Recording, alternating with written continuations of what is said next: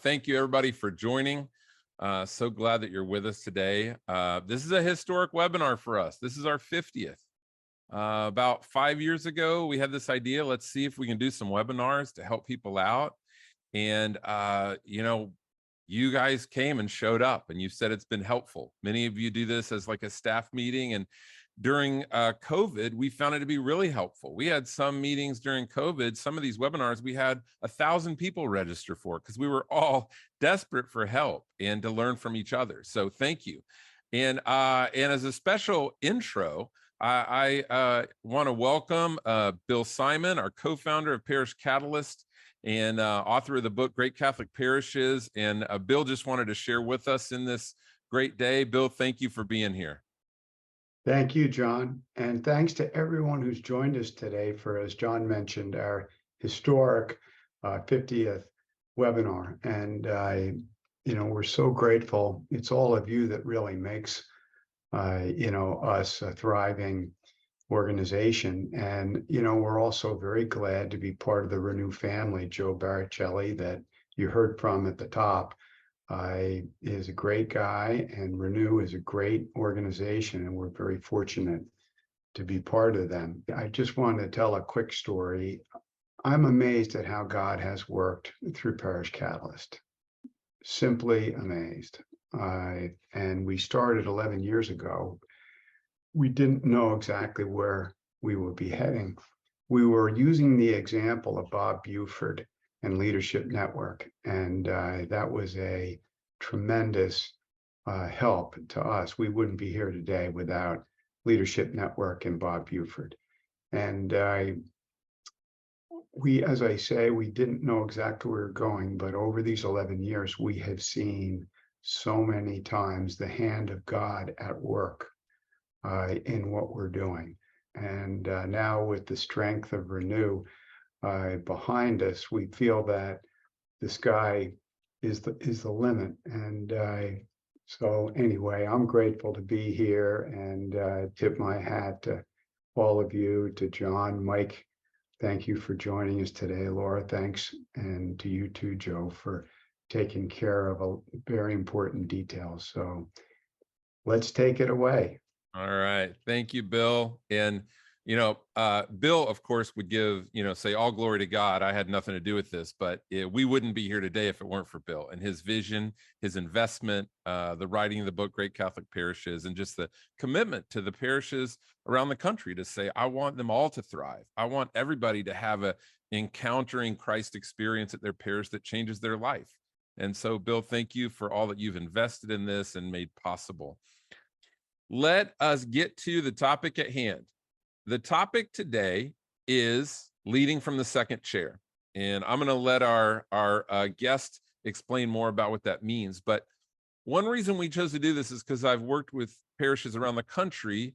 I see this challenge that we have the pastor, and then we have a lot of people under the pastor that are in different leadership roles.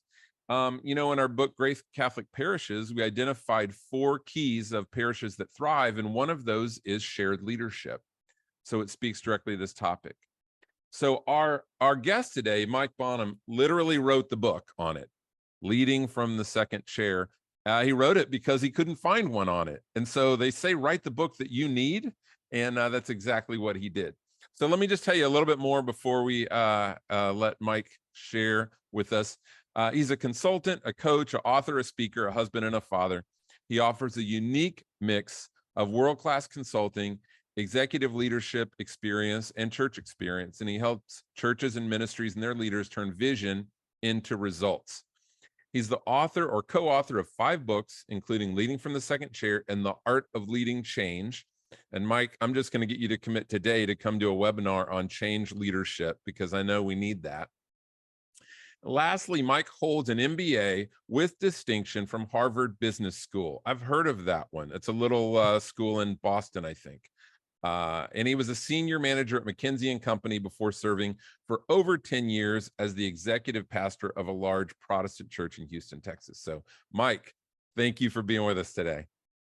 Thanks, John. It's my honor. I appreciate the opportunity. And Mike, are you still in Texas?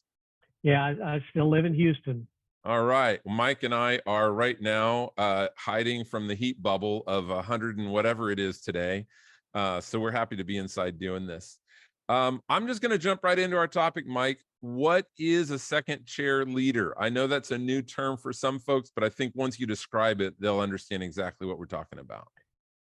Yeah, thanks, John. I'll go straight to the definition that we use in the book, which is a second chair leader is a person in a subordinate role whose influence with others adds value throughout the organization, in this case, throughout the parish.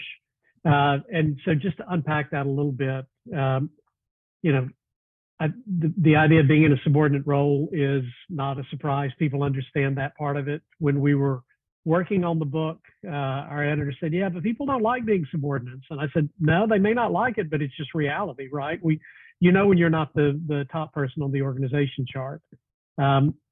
But then I think just to unpack the rest of that definition is influence with others. One of the things, and I'm sure we'll talk about it more today, but one of the things that is particularly important for people who are not in that lead role is that they often lead more by influence than by some formal authority structure. And so, I'll often say to an audience of second chair leaders, say, when the first chair, when the pastor says, here's where I want to go, a lot more people nod their head yes than when you say, here's where we should go. And so rather than trying to command or direct as much, in second chair roles, we tend to lead a lot more by influencing other people. We want to add value. I'll often joke and say, nobody got into ministry work hoping to make their church or their parish worse today than it was yesterday, right? I mean, we want it to be better. We want it to be stronger, more vibrant, more alive. And so we want to add value. And then the last phrase is particularly important, add value throughout the organization.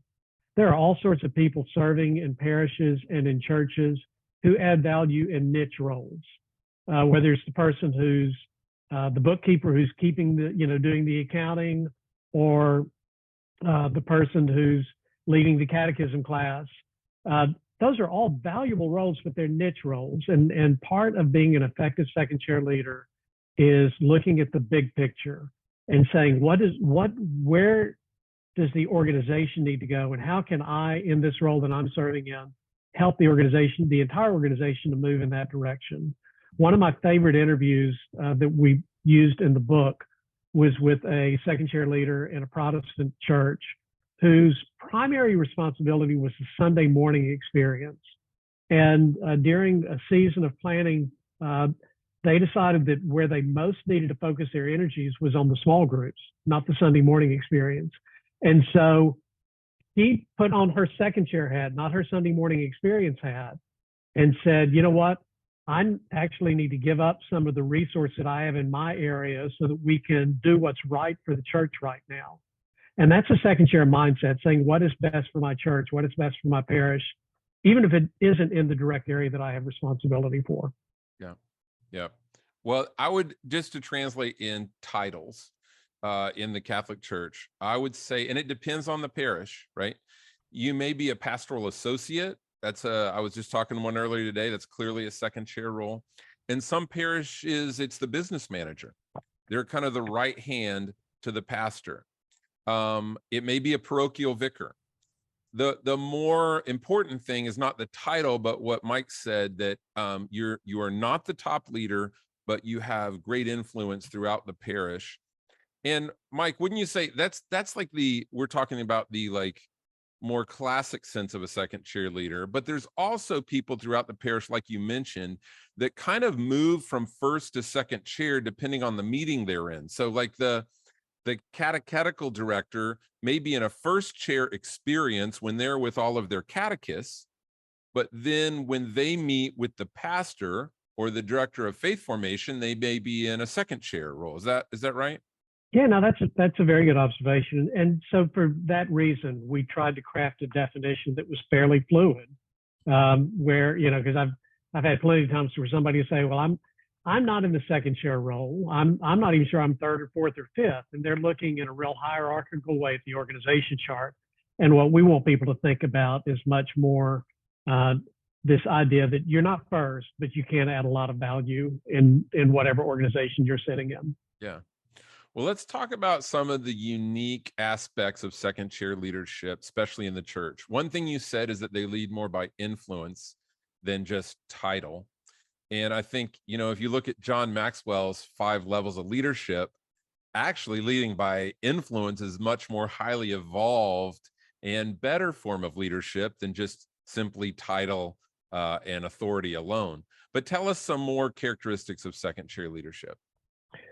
Well, I think the one you just named is probably the most important. I think another thing that makes unique, particularly in a church setting, is the parishioners tend to be, and this is not universally true, but they tend to be pretty clergy centric. And so, and which then leads to questions like, for a second chair person, what do you do? Which really often means, what authority do you have? Who are you to be leading us? Do you, or the question may come up, yeah, I heard what you said to the second chair leader, but what does the priest really think? What does the pastor really think? Because we can be very clergy centric in Protestant and I think in Catholic context as well. And then I think another distinction that's important is, again, a lot of different types of second chair roles, but often a second chair person or many second chair leaders have a significant part of their portfolio that relates more to the business of the church. It's the facilities and it's the finances. It may be the communications and the technology. It may be supervising a lot of other staff. But there can be a real tension between what people see as, well, just the spiritual things that we need to do versus, this kind of distasteful business that we need to do. And in reality, they need to work really well together for the parish to be at its very best. And yet, second chair can, particularly for those who have that business kind of portfolio, sometimes gets translated as, well, you're second chair and you're also second class. And that, that can stir up a lot of kind of identity and ego issues for people they have to deal with. Yeah, there's so much to talk about on this topic. I was just interviewing a second chair leader this past week. By the way, we're going to do a part 2 of this that is going to be interviews with practitioners, second chair leaders that are in the trenches right now. Oh, that's awesome. Good. Yeah. And, you've been in the trenches doing that, but we're going to talk to 2 or 3, Catholic second chair leaders around the country. And one of them talked about this dynamic of having that balance of their authority and position, but the pastor's authority and position. And even like you said, that the pastor's word or the pastor's desires, they kind of trump everything. What are some ways, when we talk about leading from influence, what are some suggestions you have for, to me, that sounds more like leading through relationship, through building equity with people. What are some suggestions you have for that? Yeah, no, that's exactly what it is. And so, the most important relationship is between the second chair and the pastor. Because if there's much daylight at all between them in terms of their understanding of priorities, direction, what needs to be done, that can create a lot of confusion in the parish and a lot of tension in their relationship. So the most important influence is with the pastor. But then also, as you think about other leaders and other staff members in the parish, the influence is, do we build enough of a relationship that we can then collaborate on things together? Do we build enough of a relationship that when I say, I think this is probably the best decision to make at that point, they don't look and say, well, do you have the authority to force that decision? But they look and they say, well, we work together well enough. I really trust you. I trust your judgment. I know that you have the best interest of the parish at heart, and you've really studied this problem. And so it's all of those sorts of things. So it's really time intensive, right? To spend the time to develop the influence by building the relationships. Yeah, I was speaking to a second cheerleader a while back. I was doing a workshop at their parish, and we'd made some changes in our conversation about how we thought the workshop should happen. And I said, do you need to talk to the pastor about that before we like finalize it? And she said, no, he would just tell me to do what I think is best. And to me, that spoke so much of the leadership that she was working under, that it was Yeah. somebody that said, I trust you, you're great. I'm gonna trust you over this area. I think that's a really important part of empowering second chair leaders, which we're going to talk about later on. I don't want to get too far ahead of ourselves. Yeah. And if I were to guess, John, I would guess that person's been in that role for at least 2 or 3 years and maybe much longer, because that kind of statement from the pastor generally doesn't happen until they've really built the relationship and built the trust. And that takes time. Yeah. And they also have to be a leader who's willing to not micromanage everything, right? And control. Right. Yeah. Yeah. I will share one little anecdote about the name of the pastor or the desires of the pastor using those things, because we can throw that around to get things done, right? The pastor said they want this, or there was a pastor I worked for in previous a place that I worked. I don't want to get too specific about it. No, But that's fine. Yeah. his name was Todd, and one thing that he addressed is he said, I've heard there's a lot of people using the name of Todd in vain. Mm. And what he meant was people were using that as leverage to get their work done when it wasn't really something he had said that he wanted.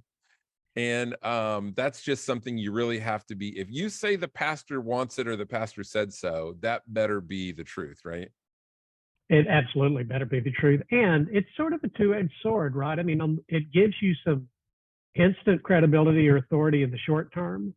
But if you do that too often, it also makes it sound like, well, you don't have any authority and credibility on your own.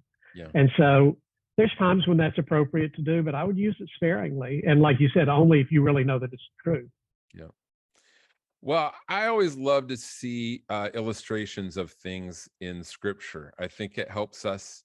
It's almost like reading a story about what we should be. What are some scripture examples you see of second chair leaders? There's actually tons of them. People tend not to think of them off the top of their head, but then when you spend a few minutes, you'll say, oh yeah, this was, and this was, and this was. So in the book, we look extensively at Joseph, the Old Testament character, and, who had big dreams and probably did not steward those dreams very well in terms of how he shared them with his brothers, and it got him into trouble.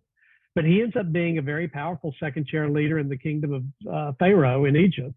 And so his is a very interesting story to look at. Also in the Old Testament, a story that a lot of people kind of skip over, but there's a big battle with the Amalekites in the Exodus story. And as long as Moses is holding his arms up, holding the staff over his head, the Israelites are winning. And when his arms get tired, the battle starts to turn against him. And so Aaron and Hur stand on either side of him to help support his arms. And it's just a fun picture to think about. Like, what does a second chair do? Well, sometimes what they do is they're supporting the arms of the first chair to help them to do what God has called them to do. You can also think about more protege type second chairs. So Elijah and Elisha, where Elisha is the protege who serves as second chair until it's his turn. And then one other interesting one in the New Testament that I think of is Barnabas. Barnabas was really in more of a first chair role when the gospel starts spreading to Antioch. And then he goes and he says, you know what, I'm going to get this guy Saul, whose name becomes Paul, to come help out. And really from that point on, Paul is in the lead role and Barnabas is in much more of a helper and supportive role to Paul. So those are just four that come to mind, but they're all throughout the Old and the New Testament once we start paying attention to it. That's great. Well, one that came to mind as a cautionary tale is when Moses, the first chair leader, went up on the mountain to get the 10 Commandments. What did his second chair leader do? Made some bad decisions. Made some bad decisions, yeah, and led the people astray. So that's a kind of cautionary example as well. Yeah. Well, we're getting lots of great questions. We're gonna take those at the end when we have about 10-15 minutes left. But before we move on, I just want to let everybody know about a couple things that Parish Catalyst is doing. One of which you heard at the beginning, and that is we are looking at a new model, not to do away with our learning community model, but something that's more accessible for everybody, which would be a one-day citywide workshop for parish leaders around a specific topic. So we're excited to work on that. And if you're interested in that coming to your city, would you please just email me, Bill, Joe, if you'll just put my email in the chat window. It's just johnp@renewintl.org or john@parishcatalyst.org. We would love to come to your town and do that. So let us know. Another one is we do our on-site workshops, as you well know, where we come to a parish, and for a day, we do an innovative disciple-making ministry building day at your parish. You invite all your leaders, your key lay leaders, and we can do it around ministry development. We can do it around hospitality. I do staff retreats. We do parish missions. Anything that would be helpful to you in really moving your vision forward for making disciples. And then lastly, we do discipleship learning communities that are based in a diocese, where we have 4 meetings over the course of 18 months, where we bring leaders together from 10 parishes. You do a cohort model, and we spend 18 months looking at bringing renewal to your parish, growing discipleship. Mike, you're familiar with that model from the Leadership Network days. I do want to say it's very serendipitous. I did not do this on purpose, but that you are here as our guest for this 50th webinar, because your book, Leading from the Second Chair, was originally published through Leadership Network. Is that right? That's exactly right. Yeah, I didn't know what Bill was going to say at the start either, but that is serendipitous. Yep. So shout out to Dave Kraft and Greg Ligon and all those folks. Leadership Network is where Parish Catalyst got its start. It's a Protestant organization that birthed this work for the Catholic world, and we're just grateful for that. So let's get on to some more questions here. In your book, and again, I encourage you to pick up this book, whether you are a top tier second chair leader or whether you're someone that works elsewhere in the parish in a leadership role. These principles are transferable, whatever your leadership role is in your parish. In your book, you talk about there's some paradoxes of leading from the second chair that we kind of have to wrestle with. What are some of those? Yeah, there's 3, and we ultimately call them apparent paradoxes, because my belief is that, to use Jim Collins' language, we need to discover the genius of the "and" in each one of these paradoxes. The first one is subordinate and leader. And so it goes back to that definition that we talked about at the very top of the program, that we know that we're in a subordinate role, and yet God has given us leadership gifts and abilities and opportunities. And there can be some real tension between saying, well, I know I'm a subordinate. I know I may need to get approval or, stay within the boundaries established by my first chair, by my pastor, and yet I'm supposed to lead. There can be a real relational tension in that paradox. And so we need to find the genius of the end of being both a faithful subordinate and yet using our leadership gifts. The second paradox we call deep and wide. And this one maybe is not quite as self-evident as the first one. But what that one really talks about, the deep side, is a recognition that most people that I encounter in second chair roles have one or more specific areas of responsibility where they really do need to be deep in their knowledge and their expertise in their execution. And so, a business manager or a CFO may wear a second chair hat and try to think overall what's best for the organization, but they better be deep in making sure the financial books are in good order. But the wide part of it, again, going back to that definition of adding value throughout the organization, says, how do you keep the big picture in mind at all times? I find this paradox, the deep and wide one, tends to be more of a personal struggle for people. Like, some of us are wired more for the details, some of us are wired more for the big picture. And yet the second chair role calls for us to be both. And so the big picture person has to roll up their sleeves and say, I'm going to muscle my way through the details anyway. The more detailed person says, I'm going to figure out how to think big picture, how to kind of rise up to 30,000 feet and see what's best in the organization. And then the third paradox is contentment and dreaming. And it's a paradox that says that we should, if we're where God is calling us to be, we need to be content with that place, at least for this season, for this moment. And yet there's a myth, what I consider to be a myth, that only a first year is allowed to dream. And what I would say is that all of us, just like in the Joseph story, can have God-given dreams about where God may be leading the parish and where God might be leading us just in terms of our own ministry careers. And so how can you be contentment today, but also be dreaming about the future? There's kind of dangerous ends on both sides of that paradox, because if you're only content and not dreaming at all, you may slip into complacency, and that's not a good place to be. If you can't be content with where you are, then your dreaming often leads to frustration and some unhealthy or inappropriate behavior. And so we need to wrestle at a real personal level with what does it look like to be content today and to continue to dream about tomorrow. But those are the three paradoxes, John. That's such great. I know that's so relevant to people hearing this that are in those roles. And would you say that there's also like a manager versus leader paradox, where you do need to be transactional? There's some things you just need to do, but there's also some leading that happens at the same time.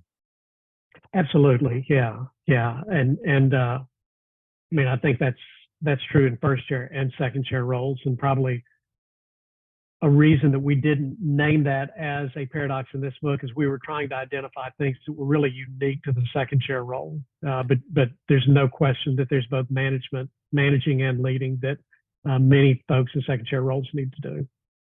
You know, on that wide aspect, having understanding kind of what's happening around the parish, and along with that influence, leading through influence, I would just make a suggestion to second chair leaders out there. You really can't know what's happening if you don't have your eyes on things. And I would encourage you to maybe chart out the key ministries, the key things that are happening around your parish, and drop in to them from time to time, especially their big events, not to be there as an observer that's checking in on them, but to be there as a support, to say, if you never show up for any of these things, and then you ask people to do what you want them to do, it kind of feels like you're just only there whenever you tell me what to do. But if you're there relationally, hey, how can I support you? I'm just here to check in, see, help you out. I think that's a really powerful way to build relationship, but also to be able to know when your pastor says, hey, what's going on with that? You can say, oh, I was actually there a couple weeks ago. Here's what I saw. Any thoughts on that, Mike? No, that's a great suggestion. Yeah, you really get a much better sense of the pulse of the parish the more that you're able to get out and be involved in those different events, and then that helps to shape your understanding of where there are the greatest needs. How can you add value? What's the right next step? Yeah, and when ministries ask for things, if a director of faith formation asks for something, you can't really know whether it's a legitimate need or ask unless you've seen it, and you can say, yeah, right, they absolutely need more of this or that, because I was there. They were challenged by that. Absolutely true. How does second chair, and I'll go ahead and throw one of our questions in here. My question for you was, how does second chair leadership vary based on the personality of the pastor? And kind of the question that we got is, what are strategies for second chair leaders working with pastors who aren't really a strong leader? They're not real visionary. A lot of priests did not get into this because they are a personality driven leader. They just want to do the priestly work, and that's why they love it. How can we help? And I've seen this myself. I've seen super strong second chair leaders under a pastor that doesn't really have a lot of leadership gifting or vision. What's your recommendation in that situation? Well, yes, it happens, and it happens in Protestant churches too. So it's not a uniquely Catholic issue. The very first thing to do is, it's going to go back. I'm sure I'll say this yet again later, but trust. building the relationship with the pastor, with the first chair leader, and establishing trust. Because in that particular situation, what can happen is the second chair starts to get frustrated. They start to say, well, I'll just take the bull by the horns. I'll just initiate on my own. I'll make some things happen. And maybe the pastor's fine with that, but I would say, based on my experience, in well over half the cases, the pastor's going to feel threatened by that, or they're going to feel blindsided, or they're going to be upset by that. And so, particularly if you haven't laid a strong foundation of trust, so start by building the relationship, by building the trust. Maybe that leads, ideally that will lead to conversations with the pastor about what his strengths and weaknesses are, where he might be able to talk about why he struggles with leading more boldly, what some of his fears may be. And then you can talk about, so how can we compensate for that? Are there things that I could do, that don't undermine you, that don't in any way usurp your leadership, but they can help move us forward? Are there ways that we can put a team together, a task force or a leadership team that can help make these decisions collectively, where you're a part of it, but it doesn't all rest on your shoulders? And so those are some of the steps you can get into, but it all starts with building that foundation of relational trust. Yeah, it's so great. I've seen pastors that were super introverted. They know they're not that person. And I've seen them really empower their second chair leaders and say, hey, I'm going to be there physically. I'm going to show up and bring my authority there. But I totally freely empower you to lead, to cast vision, and I will bless it. And that can work really well together. Yeah, it can work. It can, because if they have that self-awareness and that willingness, then you could even say, look, when you show up, I want to ask you to speak to this particular point. And so, they get to say something so that it, again, just kind of establishes their presence and their blessing on it, their authority, but doesn't require them to do all the work. So what would you say to those second chair leaders that are working under maybe a pastor that is not visionary and not a great leader, but they're not self-aware? So that's a lot more tricky situation. Yeah. What would you suggest to them? Same thing I said earlier to start with: work on the relationship and the trust. Try to be patient, as frustrating as it may be, and then I would try to take the conversation to a higher level, which is less about their leadership and more about what does this parish need right now? What could we be? What do we sense God is calling us to be in the future? And what is it going to take to get there?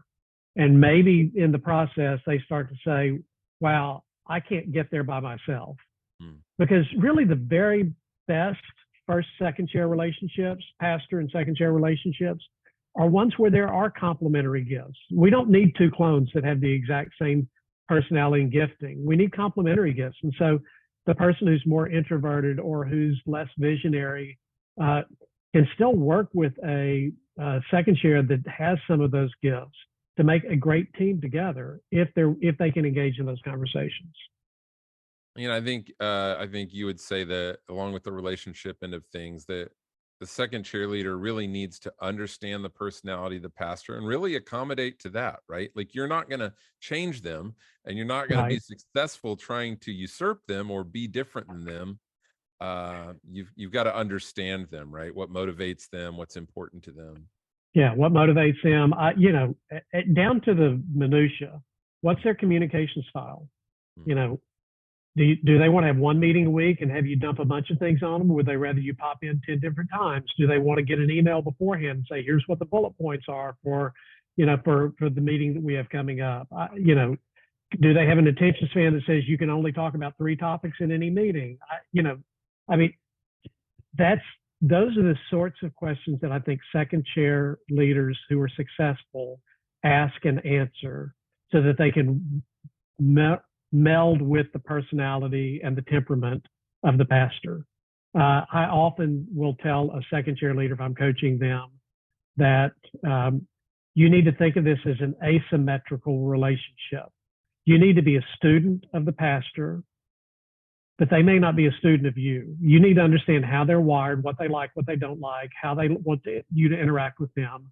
But realize, as much as you would like them to do the same for you, there's a good chance they may not. And so it's asymmetrical. And you've got to do that hard work if you want to really thrive in the second chair. That is great advice. And I think by asking those questions, you are building trust, right? You're saying, hey, I want to serve you. I want to know the Right. best way to serve you. Yeah, that's great. So we've talked, we've talked about a lot of different aspects of second chair leadership. Is there any other keys to being a successful second chair leader that we haven't touched on yet? Well, the relationship and trust, again, is the most important. I think that trying to understand what your boundaries are. So the person you talked about earlier, John, when you said, well, do you need to check with the pastor? And she said, no, I don't need to because I know what he's going to say. She had a clear understanding that she did not have any real significant boundaries imposed on her, or she knew implicitly what they were. But really spending time to understand what you do and don't have authority to do is a key to success. And then for some second chairs, there may be a tendency to not lead, to just say, I'm going to wait because I'm not the first chair. I'm going to wait. I'm not going to take initiative. I'm going to wait to be told what to do. And ultimately, your parish is not well served by someone who just sits back and waits and doesn't take initiative. You need to understand the boundaries and not step over them. But within those boundaries, you need to lead and take initiative to be successful in the second chair. Well, let's talk again about first chair leaders, because I'm guessing there's a few first chair leaders watching this. Maybe some second chair leaders will suggest that their pastor watches this webinar. What are some keys to leading second chair leaders well? We've talked a little bit about it, about empowering them, helping them have clarity on what you want. What are some other suggestions for first chair leaders? So I'll make one more plug for the book because at the end of each of those three paradoxes in the book, there's sort of a mini chapter about just 3 or 4 pages long that is a word to the first chair. So if it's really designed for a first chair and a second chair leader, if they want to look at it together, and for the first chair to be able to say, so how can I get the most out of and really free up and release the gifts and talents of my second chair leaders? But I think specific suggestions I would offer, one is spend time. First chair leaders need to spend time with their second chair leaders. I'm one of my early stage coaching questions when I'm working with the second chair leaders. Well, how much time do you get to spend with your first chair leader? I'm always pleased when I hear them say, well, I get an hour one-on-one once a week. An hour every other week is fine.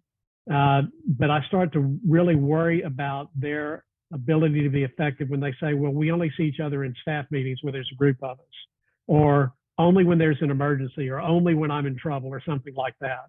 So what I would say to first chairs is those, and they may have too many people to do this with everyone, but the really key second chair roles, spend time with them because that develops a relationship, that develops an understanding. And then it leads to, I think, the other thing that I would say that first chair should do, which is to really invite second chair leaders to ask questions and even to give feedback. Ask questions about what the priorities are. Ask questions about what the direction is. Ask questions about, how to make about their input on an important trade-off. But really, even better, if you built that foundation of trust, ask them for feedback. That somewhat unaware pastor who's not very visionary, in the best case, they'll say to the second chair, what do you think holds our parish back from being all that God wants us to be? And if the second chair has established a good relationship of trust, they might say, you know what, let's call it what it is. You're not the most visionary leader, but we have visionary people in the parish. We need to move forward. We need to put some sort of team with you that can help come up with that vision and help to move us in that direction. I love that last part. When I worked for Leadership Network, and Greg Ligon was my boss, It was the first time in my life that I ever, I've been through a lot of employee evaluations, but Greg at the end of every year would send me an evaluation for me to evaluate him as my boss. Hmm. It said, how am I serving you well? How could I serve you better? Do you have enough of my time? Do you have the resources that you need to do your job well? And then lastly, any other comments? Is there anything we need to talk about? And I can just tell you, if you're a leader watching this and you do that with your teams, you talk about building trust in your team and learning things about yourself on how you can be a better leader. I highly recommend it. Mike, earlier you talked about a first cheerleader should look for somebody that can kind of fill in the gaps where they have weakness. What are some other things they should look for in a second cheerleader that makes a great second cheerleader? Hmm. I'll steal a page from Patrick Lencioni because I think it really fits. But Lencioni in The Ideal Team Player talks about hungry, humble, and smart. And I think that's absolutely applicable for second chair. Hungry is that they have drive, they have energy. And so I said a minute ago that successful second chair leaders take initiative, right? They're not going to just sit back and try to do the minimum. They're not going to practice quiet quitting. They're not going to wait to be told what to do all the time.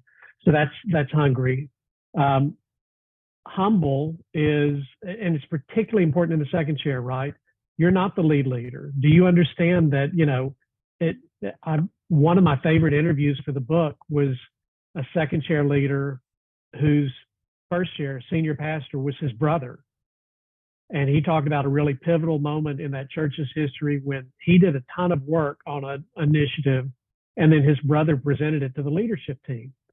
And he said, sitting on the back row while that was being presented, I mean, there was an ego check, right? Like, I did all the work, right? But he said, I knew that for this big initiative to work, it had to be sold by the first chair, by the pastor. And so that humility is incredibly important for second chairs. They understand that, they're not the lead leader. And then smart in Lencioni's terminology is people smart. It's not book smart. It's not IQ smart. It's EQ, right? It's emotional intelligence. And again, you think about, we're going to lead primarily with influence, and we're going to build relationships with people all through the parish. That requires that kind of people smart, right? To be and to manage staff potentially. So that's what I would be looking for if I were pastor looking to hire a second chairperson. Yeah, that people smart relational intelligence piece is huge. And listen, if you have a second chairperson that does not have high relational intelligence or emotional intelligence, you're going to have lots of problems with the people serving under them. I'm going to get to some of our questions now as we get to the end of our time. And the first one I've heard you speak about before, not on this podcast, but Matt shared that as his parish, they actually have 3 second chair leaders. And they form like a leadership team. Talk about those dynamics. Yeah, I think the leadership team has become more and more common. I don't know in Catholic circles, but I know in Protestant churches, the sole pastor with an executive pastor, and then everybody reports up to the executive pastor has become less common, and the leadership team has become more common. I think there's real power in having a 3 or 4 person leadership team, particularly if they bring different gifts and personalities to the table. So I'm all for that, that the pastor then has to figure out how to manage that and work with that kind of team. But I think, at least on paper, it's a great way to go. Yeah. And he says that their team is a permanent deacon, a finance manager, and a director of parish services, which sounds like a robust, diverse group of people that touch all different areas of parish life. So I mean, it's a great opportunity for collaboration and for bringing different perspectives to make the best decision for the parish. One trend we're seeing in parishes because of a decline in vocations is we're seeing a lot of priests being promoted to pastor much younger than we did in the past. What would you suggest for people working under a first chair leader that's significantly younger than them? Yeah, that can be an interesting challenge, I know. So as a starting point, so I know I said I would say it again, and I keep saying it, but build the trust, build the relationship. See if you can get them to open up about some of their fears or insecurities or places where they don't feel like they're as strong, which they will only do if they really trust you. I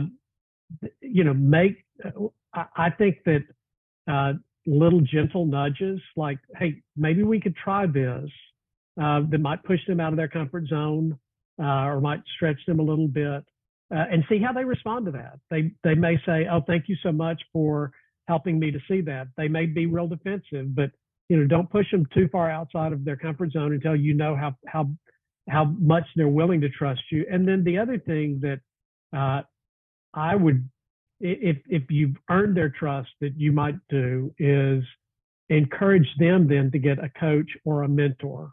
Just recognize, it should not be a threatening conversation to say, you're young chronologically and young in ministry and young in a first chair role. I think that everybody could benefit from a coach or a mentor.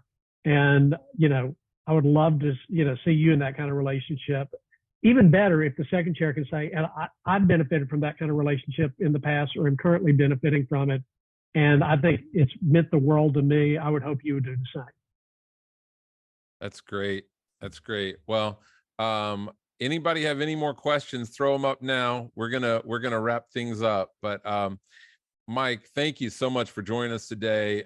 Great stuff. Again, I said we're gonna do a follow-up to this, interviewing some real live second chair leaders that are currently serving.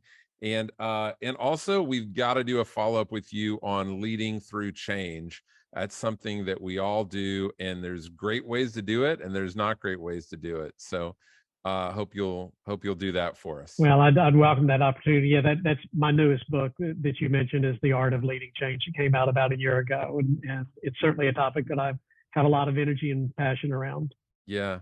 Well, Mike, as someone, just in closing, as someone who was a second chair leader at a big Protestant church for over a decade, that was a mainline denomination, and mainline denominations face a lot of the same hierarchical and clerical challenges that the Catholic Church does.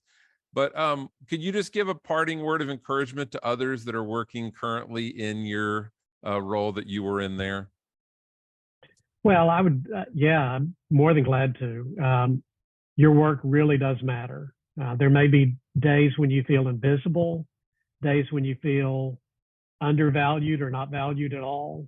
There may be days when you're frustrated because that pastor really doesn't have leadership gifts or vision, and you think that, you just wonder if things are ever going to move forward. But play the long game, because your work really does matter a lot. And even on those days when you feel like you're beating your head against the wall, my guess is you're still adding a lot of value, and will continue to do so. That's great. Great. Well, thank you again, Mike. And for those of you that are still with us, you're going to receive an email coming out in the next couple of days that has a link where you can stream this webinar and share it with others. There'll also be links to Mike's books, resources that we mentioned, and be on the lookout for that next webinar. Would love to have you join us for that too. Thank you again for joining us, Mike. See you all again soon. Thanks. God bless.